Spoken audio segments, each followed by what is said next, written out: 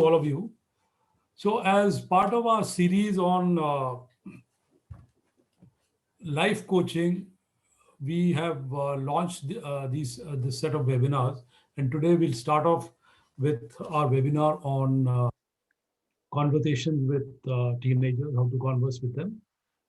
And I shall now introduce you to Mr. Kishore Kumar Thakur, who will be conducting this webinar for you. Uh, He is a professional certified coach with the International Coaching Federation, and he's got more than 25 years of experience in various uh, corporate organizations. He's also a Thomas International certified, that is the DISC certified professional. In addition to this, he is part of the Better Up coaches. He's also a member of the Potential Genesis HR, and I don't think there could have been anyone better to deal with this subject. He will guide you through this entire process, which will take about 40 minutes. In case any of you have any questions, please do put it up on the chat box.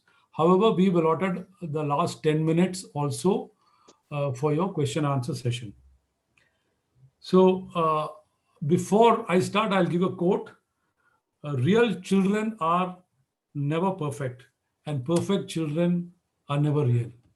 So with this quote, I will now request Mr. Kishore Kumar Thakur to take over.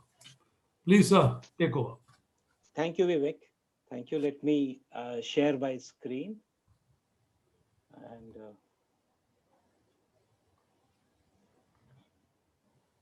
welcome to this webinar. And I represent Eagle Leadership Academy, where what we do is we are facilitating positive change in human behavior through life coaching. And this has been, Eagle Leadership Academy has been established with the vision of making professional life coaching available to everyone at affordable cost. And we are on the mission of reaching 1 million souls. And I thank every one of you for joining us, being part of our journey in this. And today's topic, what we are going to discuss, is about how to communicate with teenagers. What I have found that a kind of every family has something, a kind of generation gap that we are seeing. And the purpose of this webinar is to attempt to address some of the issues, what we can do to build trust and confidence, bring out best in our child. And yes, our approach is going to be based on a neuroscience based approach. So to proceed, I would like to start with the questions. When we talk of how to communicate with teenagers, and we are going to have webinar on this, what are the thoughts or expectations that come to your mind? You may unmute yourself and speak, or if you want, you can put it in chat box also.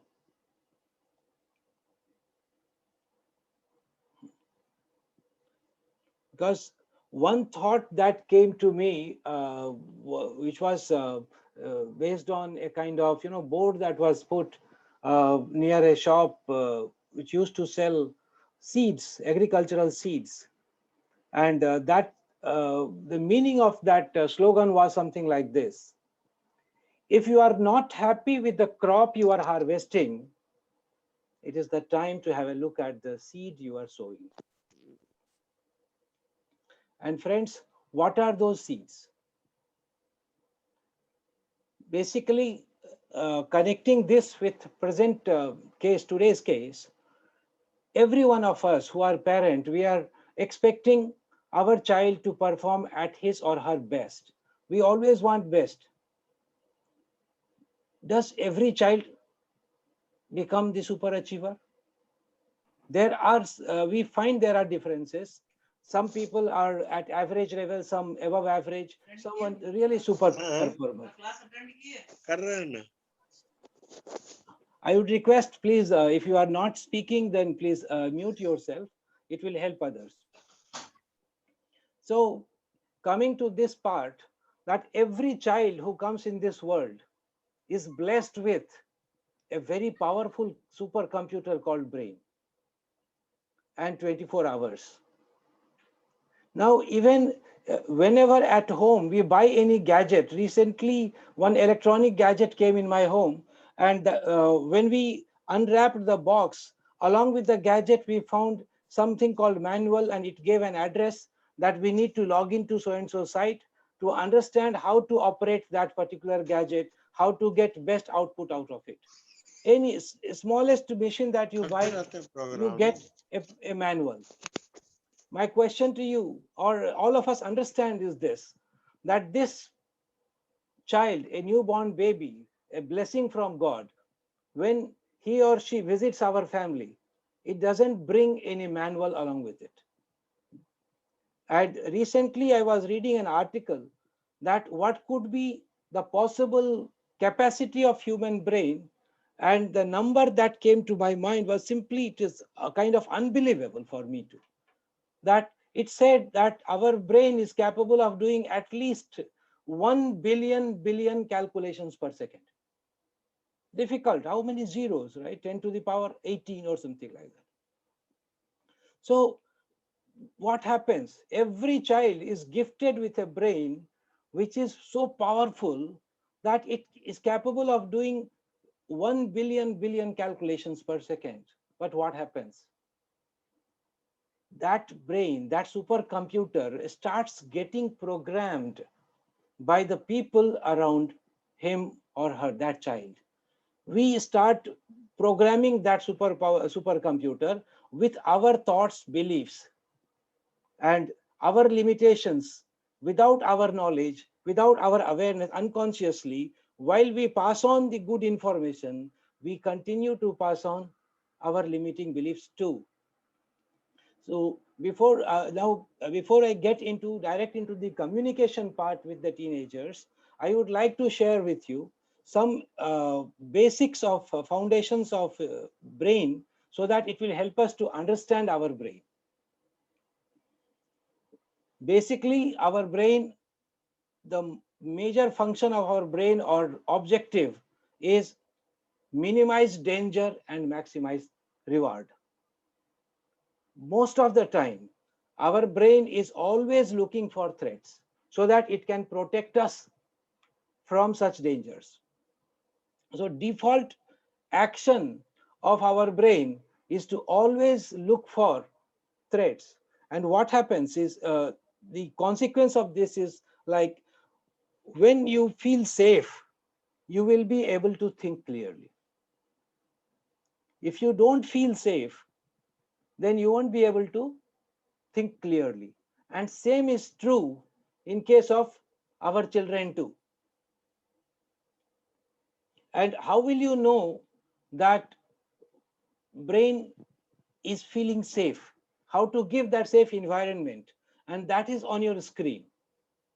That examples of reward cues are predictability, that is free from uncertainty, familiarity, symmetry, validation, smooth transition, interpersonal alignment. My question to you is, through your communication, when you are communicating with your child, are we creating an environment which is going to give, which can work as a reward cues for our brain, or the other part of it? Fear, anxiety, lack of autonomy, feeling of, perceived lack of status, hostility. What kind of environment we are creating in within our own brain and in the brain of the people around us?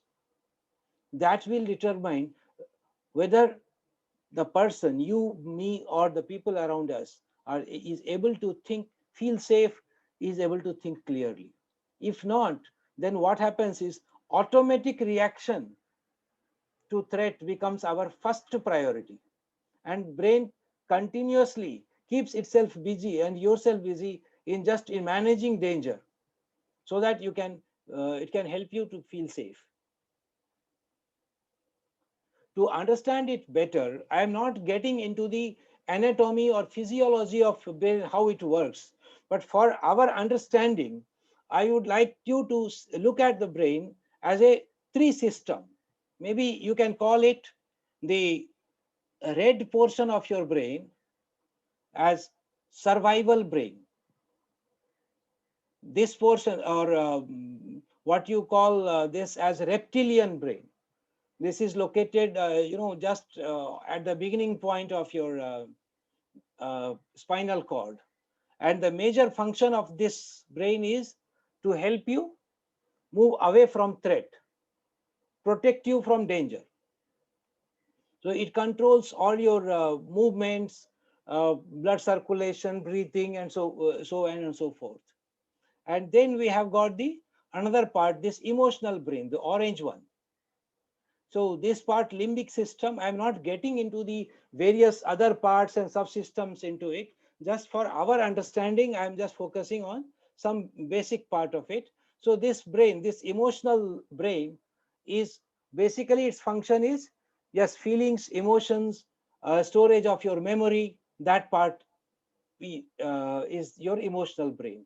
And then this green portion, the larger part, is your thinking brain, prefrontal cortex. So what happens? Logically, what should be? This thinking brain is supposed to be the CEO. It should help you decide and take action. My question to you is just reflect and see for yourself. Most of the time, which part of the brain we end up using it? Your action and reaction, is it happening based on your feelings, emotion, a kind of reflex action, or do you always plan and think? And one aspect in terms of brain is use it or lose it. The portion of the brain which we continuously, regularly, you keep on using it, you are most likely to use that whenever situation demands. It is not that which one you need. Whether many times it may be required that you need to think, analyze, and then take decision. Before you get into that mode, your emotion would have already directed your survival brain and you would have already reacted. So the question is here, we need to reflect that which part of the brain I use most of the time. And that will give you, that will tell you that if you are getting the result in terms of your relationship or communication, are you able to achieve the desired result or not? It will tell you there. Another aspect of this, when we are talking of teenagers, okay, the development of brain continues, the various part of brain continues to develop, and the thinking brain which we discussed, the prefrontal cortex, is still developing, and it continues to develop between 18 to 25 years. So what happens is, because this thinking brain is still developing, our teenagers might rely more on part of our emotional brain, a part of which is called one organ in that is something called amygdala, to make decision. And this may give you some clue why my teenager is so reacting based on his or her feeling or emotion, because the thinking part of the brain is still under development. We as an adult, if we become aware of this part, it might help us in taking charge of communication in such a way that we do not push the brain towards threat response. In case you have any question, any doubt, you can put it in chat box. And Vivek, I please help you. I request you to keep looking for it. If there is anything, you can please stop me, and we can take it up if something has come up in chat box. Okay. No, I'm watching the having a close look of the chat box. Hmm. The minute anything is there, I shall let you know. Okay. Okay. One more area of the brain part that we need to be aware of or mindful of is that our brain has something called a negativity bias. That means it has got something called liking for negative thoughts. So negative thoughts stick to your brain like a Velcro. And positive thoughts are so slippery like a Teflon. So it doesn't stick just like that. And you can see when you look at the newspaper or any news or anything negative, we get a kind of special liking or something. Brain becomes suddenly alert about those thoughts. Yeah, Sandeep has a question here. Yes. He says, when does the teenager brain get fully developed? It in 19 to 25. By 25, prefrontal cortex, you can expect it has reached a level. That does not mean, Sandeep, that once developed it is frozen. There is a concept called neuroplasticity. So you can, through your conscious process, you can make changes in the neural network, neural path of your brain. And life in coaching does help in that. And formation of habit is nothing but creation of new neural path in your brain. And we can decide to, if you don't like certain behavior, you want to get rid of some habit, it is difficult if you focus that I want to get rid of that. The more you go into that path, it is going, that neural network will become stronger and stronger. So when you start creating a new behavior pattern and you keep on repeating, you are developing a new neural network, and that is how you can create new habits. Any other question we have, Vivek? No, no other questions. Okay, thank Thank you. you. So our brain has got something called a negativity bias, which makes negative thoughts stick to brain like a Velcro, whereas positive thoughts are like Teflon. And this fact that to neutralize one negative thought, 7 positive thoughts are needed. I request you to take few seconds and reflect while you are dealing with your teenagers, or maybe with yourself. Are you so mindful that is today I have received a negative feedback from somebody?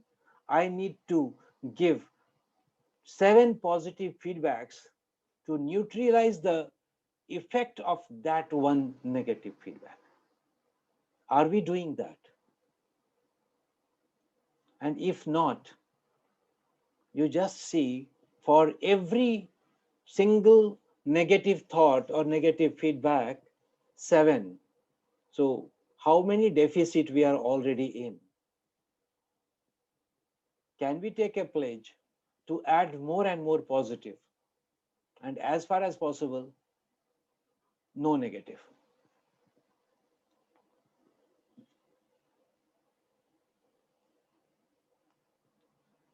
And what is the impact of that? If your brain is subjected to threat response more number of time, that means the consequence is reduced working memory.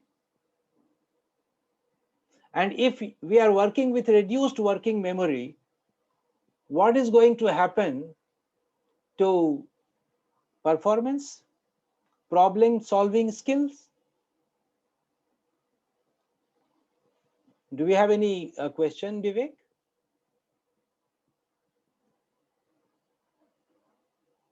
There is a question. Hmm. Does the quality of negative and positive thought matter?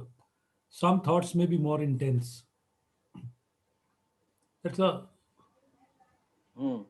I shall just say it again. Hmm. Does the quality of negative or positive thoughts matter? Hmm. Some thoughts may be more intense. It's relative.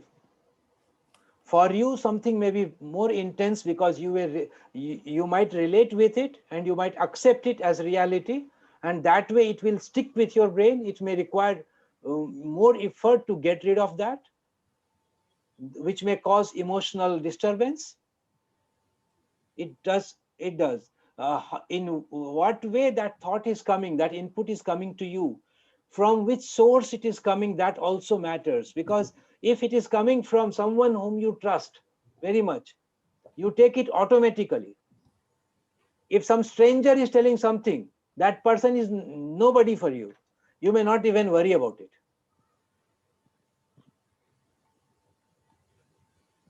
I hope I'm able to answer the question.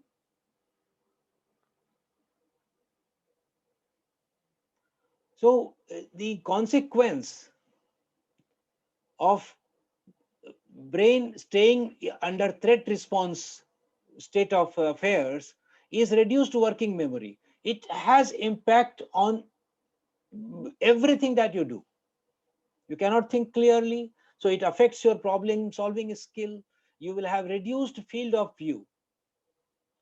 On the opposite side, you can see on the screen that it has got more cognitive resources if it is in the reward state of mind. You get more insights, you get more ideas for action.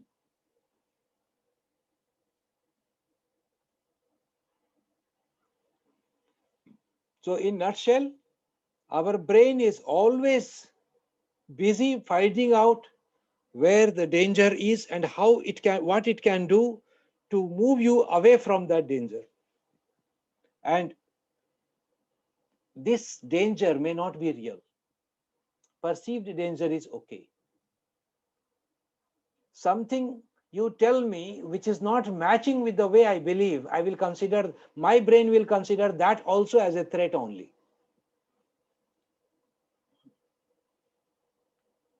And when our communication creates that kind of thinking or perception in the mind of the child, the brain of the child gives a signal that you need to move away. And slowly, as a parent, we start thinking that as my child is growing, why he is moving away from me? Why distance is increasing? Make sense? Yes, Vivek, you want to say something? No, thank you. Okay.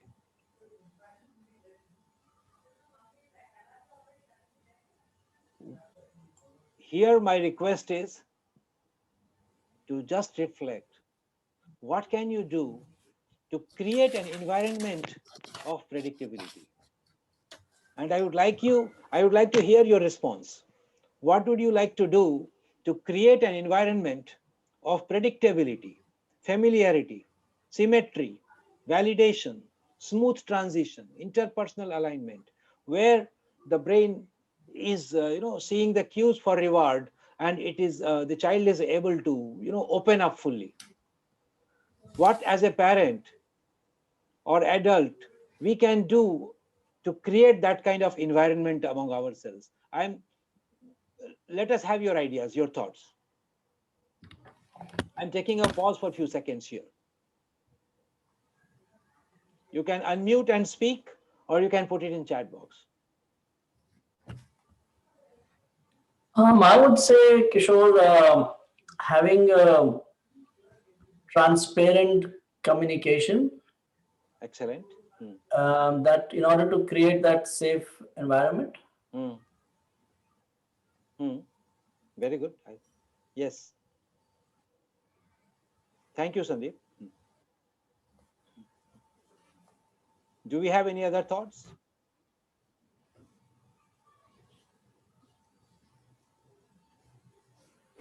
Okay.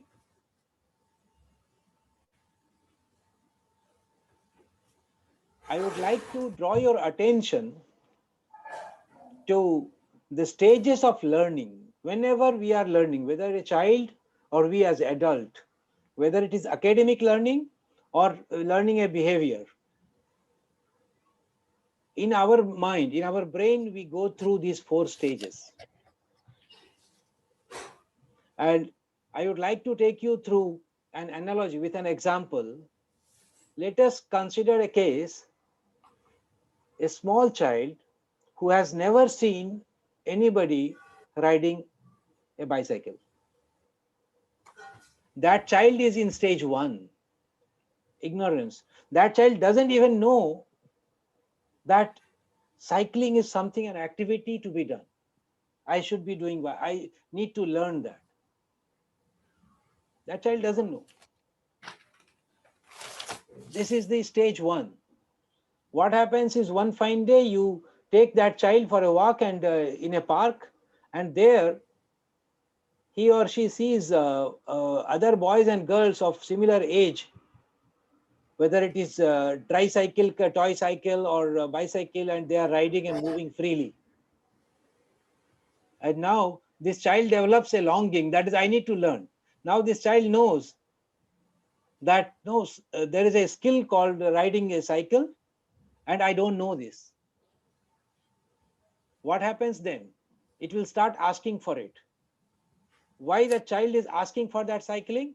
Because it sees the other boys and girls who are riding that bicycle, they are enjoying it, and that reward part of it, that feeling of sense of independence, that I can move fast without depending, kind of feeling, that autonomy will be there. So that child starts craving for that cycle, and then you buy and give it. Now, day 1, is that child able to ride freely? So from conscious incompetence to conscious competence, and in that learning, the more you practice, and initial days of learning cycle, you can remember your own self when you have just learned. Every time, even before applying a brake, we have to think and then apply brake. And if while you are riding bicycle and somebody calls your name from somewhere, and before you could respond, you find that is you have already fallen. So that was the point in conscious competence. And if you keep practicing it, then you move to a level of mastery. There, if somebody waves you, one hand you can hold the handle, from other hand you are able to wave. You don't have to think and apply brake. It gets into your habit, a kind of, there is a strong neural network is created, and you are able to do it in an auto mode. These are the 4 stages of learning every child goes through. When, as a parent, we are communicating with a child, when we are talking about a new behavior, new habit, we have to become aware, mindfulness of this, that anything new that he's going to try, his brain is going to tell him first thing that this is a threat. This is something that you have not done earlier. You will fail. If you fail, you might get reprimanded. You might commit mistake. How, as a parent or a senior adult, you are moving with that child? Keep his focus on the reward that he will get out of that new skill, that new behavior that he's going to learn, is going to help that child in moving in these phases smoothly and with a speed. Yeah, If that does not happen, yes, Vivek. yeah, there are 2 points here which I thought you may like to reflect on here. Mm, One is come from this is regarding to your what are things to be done as far as reward cues are concerned. mm, First is from Shekhar. mm, The point says need to talk to them continuously to mm, understand them and make mm. them understand. Excellent.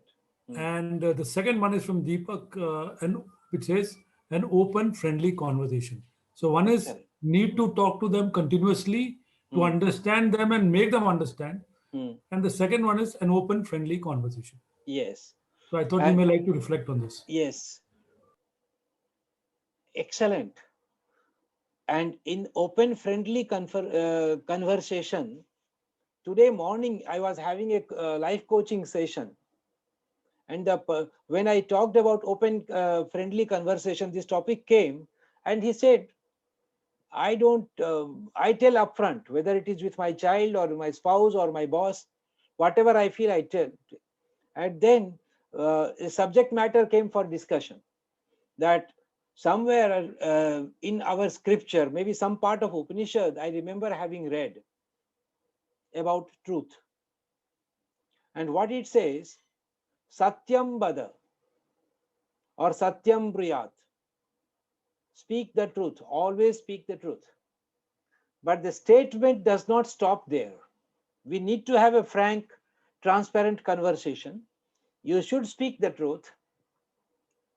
And then that statement is qualified by another statement, and it says, Priyam Bada, Priyam Briyat. Speak that truth which is sweet to hear, sweet to ears. Okay? But it does not stop there itself. And then it says, Hitam Bada, Hitam Briyat.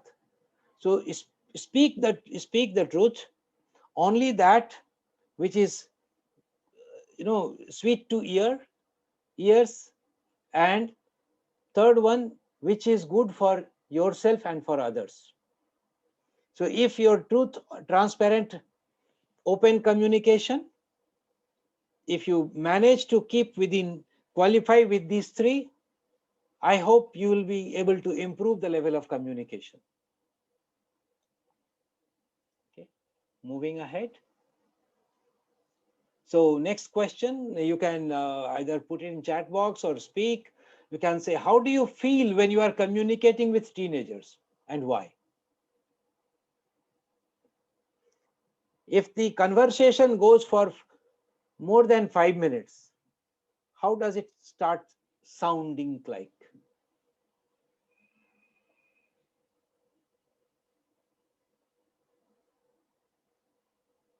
Do we have any response?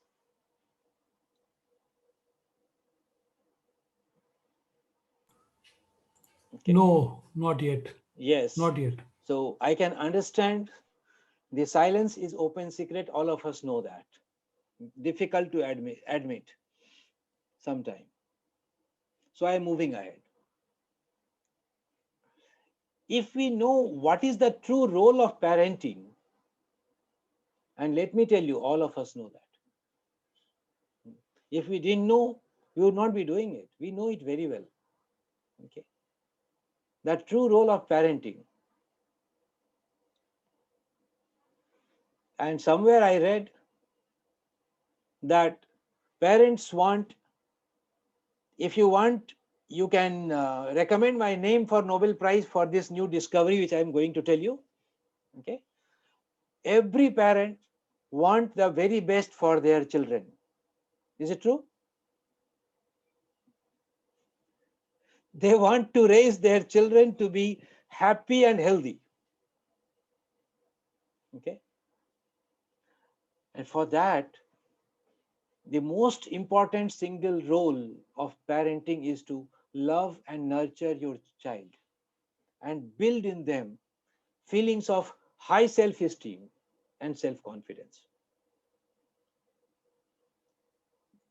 The question is, all of us want to do that. Deep in our heart, we are doing it. What I want you to understand, is it reflecting in our behavior? Whether the child is able to perceive that. This is the question to be answered. You don't have to answer it to me. You need to answer in your own heart and align your behavior accordingly. Yes, we all know our children are not our property. Okay.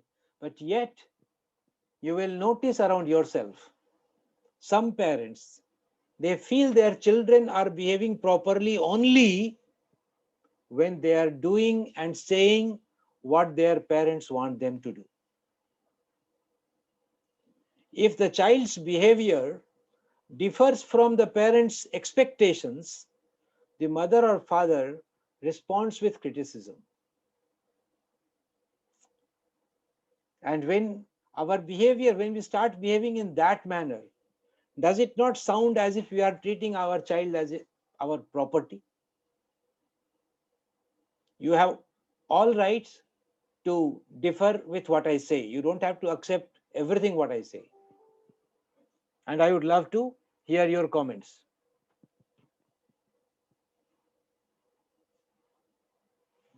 Do we have any comment, Vivek?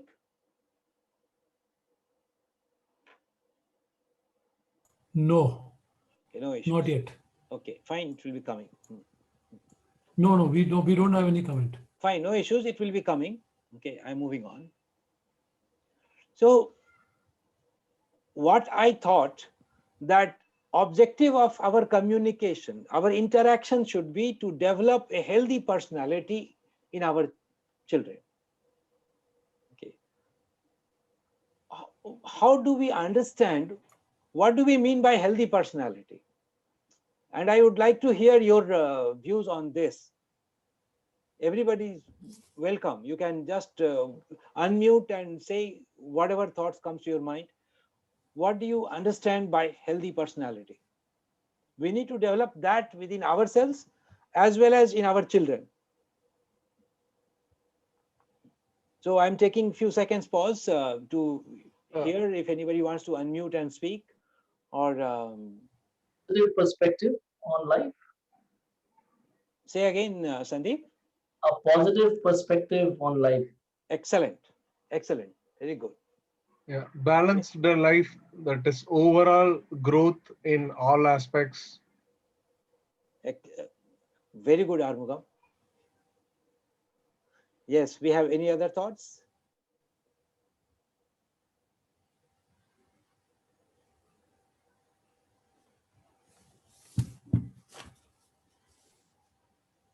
Something which We have yes. two. We have two. Comments. One is from Nagaraju, which says positive mindset, and one from Arumugam, which says kind approach. Excellent. Some of the things which I made note of, which might add to the views which we have said now, we have heard and might endorse that your personality is healthy to the degree to which you deliberately look for good in each person and each situation, which very much endorses what Sandeep said.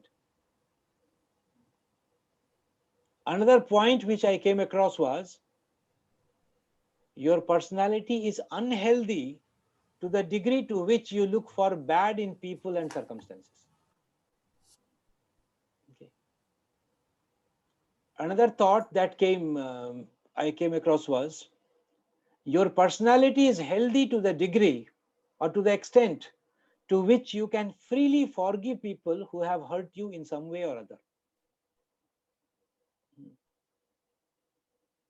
Another is, your personality is healthy to the extent to which you can get along easily with many different kinds of people.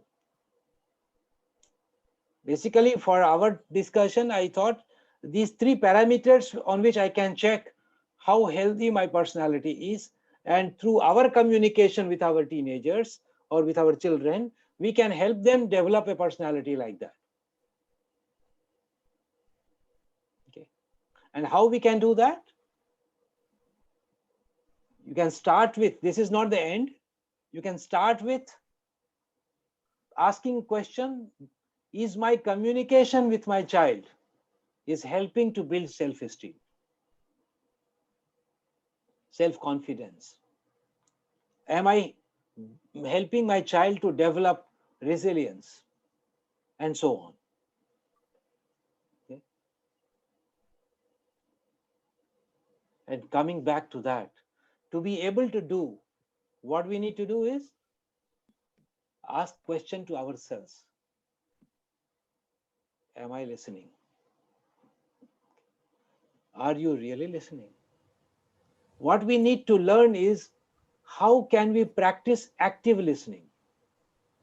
How can we ask proper, suitable questions and encourage? Yes, please. Hello. There is a message from Shekhar. Yes. He says, develop a dressing sense. That was in response to your earlier question. Okay. Building self-esteem. Yeah. Okay. Okay. It Was will it for be there. self-esteem? No, you can ask Shekhar. I think it was uh, Healthy either personality. regarding healthy, yeah, Okay. dressing sense. Okay. Excellent. Okay. So here we need to ask, what can we do to practice active listening? What I need to do so that I am able to ask questions. I am able to encourage my child to talk more and more. Okay. And this interesting fact about communication, thank you, Commander Ravi, for sharing this important piece of information with me. I'm grateful to Commander Ravi for this idea that what words you speak, what comes out of your mouth, constitutes only 7% of the communication. So 93% is something else, and that is on your screen. So my question, or the question we need to ask ourselves, when our child is speaking, while listening, are we aware of this fact? And once you have become aware of this fact, how are you going to use this in your improving in your active listening skill? Can we have some response on this? How can we leverage this information, knowledge, to improve our listening skill?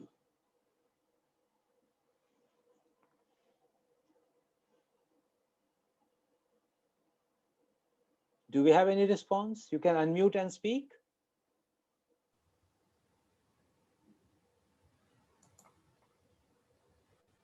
No responses as of now. So Can you I please leave you repeat with that that thought. again, And Kishore? yes, Kishore, can you please repeat that question, please? say again, please, Are madam. you able? Yeah, I would like to just get the repeat the question. Yes. How can you leverage this information that the slide which is on your screen right now, the words that are spoken constitute only 7% of the message, and there are other parameters like what you hear, tone of voice, vocal clarity, verbal expressiveness, then non-verbal cues like body language, facial expression, and so on. So these things. So these are 93% of communication is more than other than the words that are spoken. So Yes. how can you use this information in improving your active listening skill? That is my question. Yeah. So you listen for more than what is spoken. Yes. You listen to all these things what you've talked about. You Mm, know, as soon as you see a person, for example, when he enters your room and then you look at his dress, then you mm, probably, or if he's coming, like the like did today, I was a little late. So if I saw someone who came in for a meeting late, then that would speak something to me about that person. mm, And any of the spatial, the dress, for example, when he comes in, the dress he's wearing will let me know about him. So we look for all these things, mm, and that mm. helps us to communicate in the way it helps us in communicating. So these facts will help us to communicate better. Okay. Okay. Thank you, madam. Yeah. Yes. So the purpose of this webinar is to raise questions in our own minds, that what can we do to improve our communication, to build a relationship which helps to build a healthy personality. Okay. And one of the fact which came to my mind that to improve communication is something that we can, what do we do to validate their feelings and experience? Okay. Whatever child is saying, many of us react in this manner, what is on your screen. I don't say you are doing all the time, but just it's a kind of, alert that if we let us not do it. Let me hear him or her out fully, validate their feeling and experience. And this can be only possible if we show that we are genuinely interested and curious about what the child is going to tell, what the child is feeling.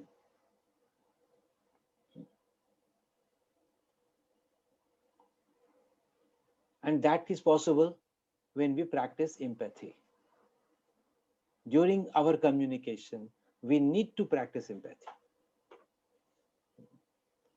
Yes, you can do on that. You can put yourself in the shoes of the child, kind of thing. When you were of that age and when something happened like that to you, how would you feel? So getting a sense of that and then helping that child move on. So practicing empathy can go a long way in improving communication. And then generally what I saw in the families that I grew up, that our family was very much hierarchical. That we are taught and told that the elders, whatever they are telling, you have to follow. So if I am an elder person, my job is to tell and advise. Whether do we like it when somebody keeps on giving direct instruction and gives unsolicited advice? We don't like. Can we try leading from behind and see how it is?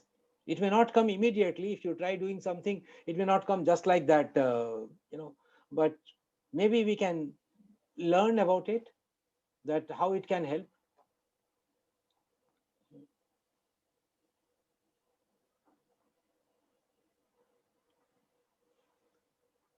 And then the important part of communication, what are being mindful of the barriers which is not allowing the real communication happen.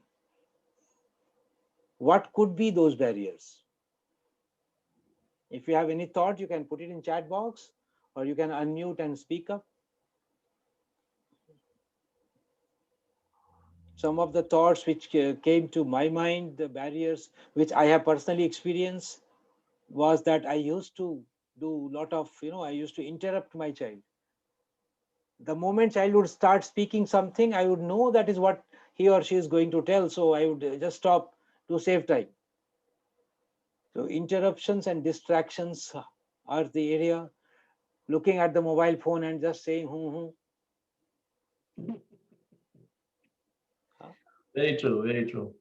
And our own experiences we have had in life can influence how we react with our kids. Because in my relative house, we have a 4-year-old child. So nowadays, everybody, even when all of us are meeting together, 2-3 minutes of talk, and then everybody is busy looking at WhatsApp. And what that child would do, she would come in front of you, hold your face, and make you look into her eyes, and then she would talk. And what I got was that this child is. Yes, Vivek. Yes, We Vivek. have a response from Upasana Hmm. in answer to your earlier query. Hmm. That is regarding, that says inactive listening. Inactive listening. Yeah. Inactive listening is the barrier to communication. Yes. So this was one part, and what I felt that this child is trying to tell me, that is, give me undivided attention. When I'm telling you something, please listen to me. Okay. The another thought that came to me was like, jumping in with advice. Even before the child states the problem, I'm ready with the answer, solution. Okay. Judging what your child has to say than validating. Another, sometime we keep doing as like as if we are doing, firing questions, interrogating. Need to avoid those things if we are interested in building a healthy communication channel with our children.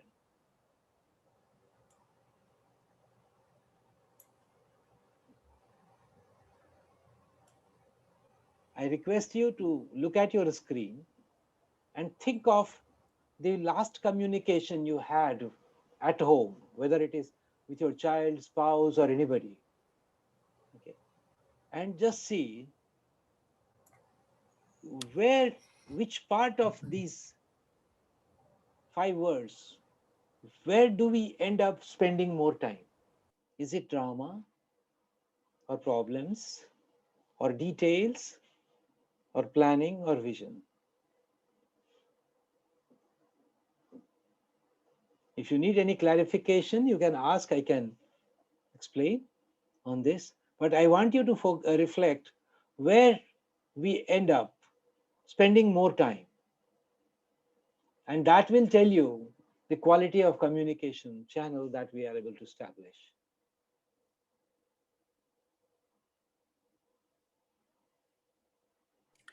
Kishore, I think I do understand drama, problems, perhaps Yes, details. yes. I'm not quite sure I follow planning Hmm. so much. Vision also, I think I understand is like more about forward thinking, like where your communication is going to lead to have that understanding. I don't know if I'm right or wrong. Yes. Uh, what happens actually, normally a child or anybody brings, when the communication or any issue comes, the issue is, and whenever you find any issue or problem or challenge, the discussion starts with feelings and emotion. I told this and this happened, and after that like this happened, and then you told me like this, you also didn't listen to me. What I can do, nobody is listening to me, and I'm in a mess. I don't know what to do, and all these kind of things. So this is what your drama, as you said, you understand this happens. Now if we keep on spending more time here, okay, having meaningful communication is going to be difficult. So what happens is, moving up from this, that what is the problem which has caused this situation, okay, and getting in the detail of the problems, identifying the various part of it, and then coming with an idea that what can we do that this situation does not get repeated in our family.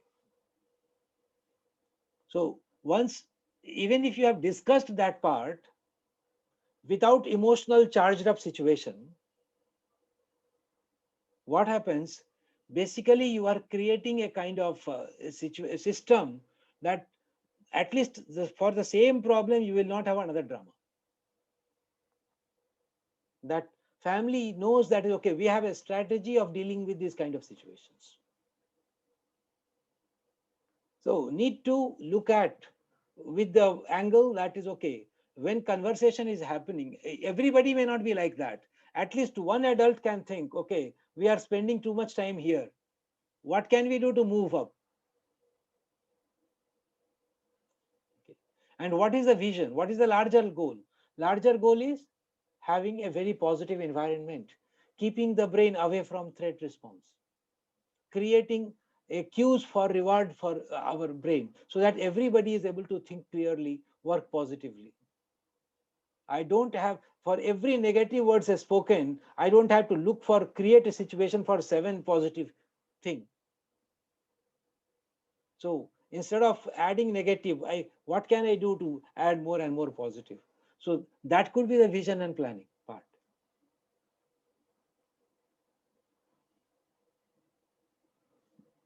Am I able to answer, Sandeep?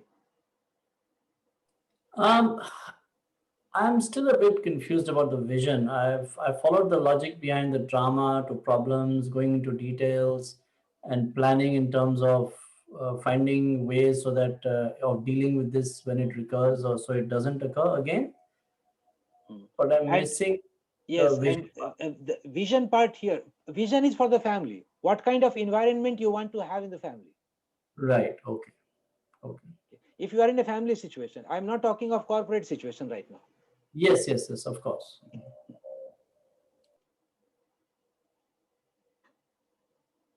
And another area is that you don't need to fix their problems.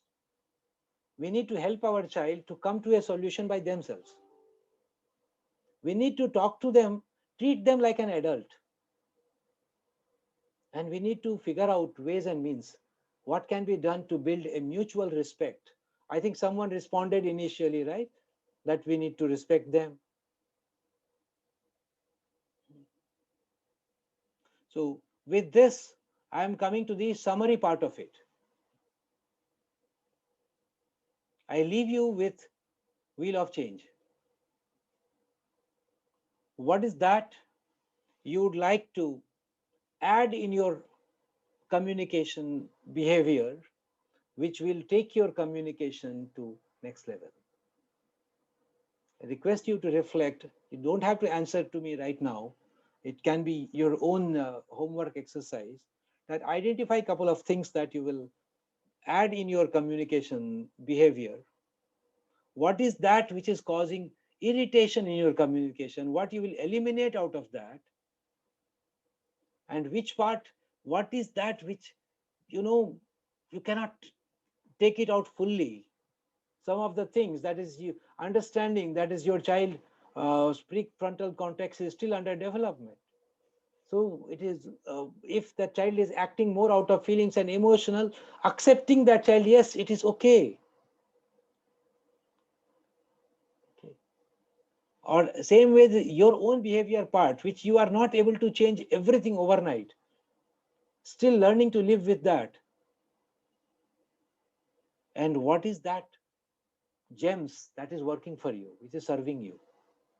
In the process of creating new habit, make sure that is you don't lose them.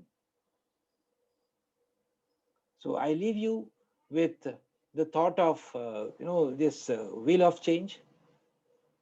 What you can do to improve communication, not only with your teenager. Yes, today's topic is communication with a teenager, but with anyone and everyone.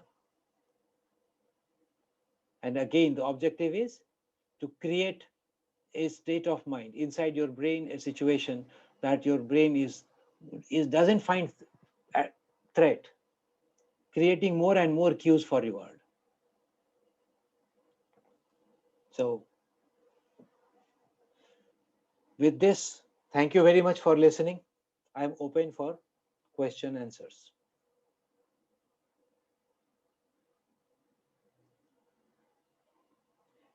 With Eagle Leadership Academy, what we have done is we have introduced a concept of family coaching, that you can subscribe for family coaching with Eagle Leadership. And it is not that one person, one individual, any challenge, and we are specializing in life coaching. So any challenge with relating to life, relationship, anything that is troubling you, or you want to, if even if it is not troubling you, you want to improve it, take it to the next level, you want to create a version 2.0 of yourself. We at Eagle Leadership, we are here to help out and work with you. We'll be happy because we are in the mission of reaching out 1 million souls. So any questions, any doubt, you can, I'm open to that. You can type it in chat box, or you can unmute and ask.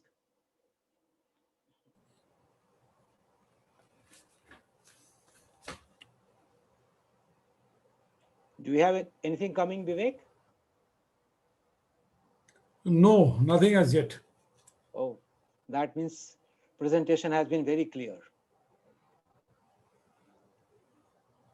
And another announcement I'm going to share with you, that Eagle Leadership Academy is partnering with Seeker. Seeker is providing something very nice thing on mental wellness, liberation, and excellence, objective with mind yoga. And what we do is, there are certain problems with respect to, that people don't understand why they are unhappy or unable to succeed. And the root cause could be inability to understand their own mind and decision making, inability to measure the mind or its choice making process, or inability to check the effectiveness of mental wellness protocols, and so on. So, in this, the remedy comes in the form of Yogi Meter. And Eagle Leadership Academy is partnering with Yogi Meter. It's an assessment tool which helps you to assess your own mind wellness level, mental wellness level, which, and it is measurable, and where within a 5 minutes of survey you can get a very good, excellent report on that. And if you want to know more about it, about this tool, or you want to take assessment, you can reach out to me, with us, and we can help you in the process, and we can support, and from there you can take it up, how to build, uh, take your life to the next level. If we don't have any questions, I think we have reached the time. Yes. We have come to the end of our webinar today. Hmm. I'd like to thank all participants for patiently listening, and I'm sure it has been of tremendous use to you. And the basic things that Mr. Thakur has explained will go a long way in explaining, in improving communications with your